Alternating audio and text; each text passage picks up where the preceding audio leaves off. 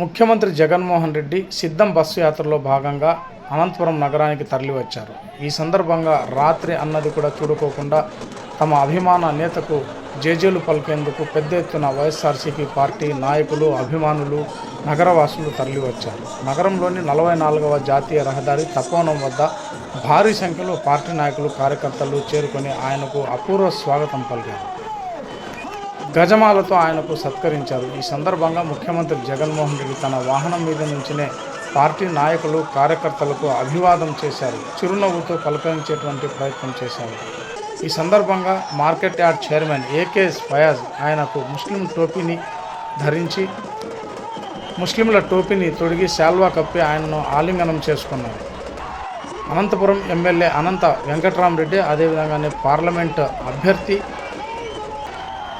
శంకరనారాయణ తదితరులు ముఖ్యమంత్రి జగన్మోహన్ రెడ్డికి స్వాగతం పలికిన వారిలో ఉన్నారు. అహుడా చైర్మన్ మహాలక్ష్మి శ్రీనివాస్ కూడా ముఖ్యమంత్రి ఉన్నటువంటి వాహనంపైకి ఎక్కి ఆయనకు స్వాగతం పలికారు.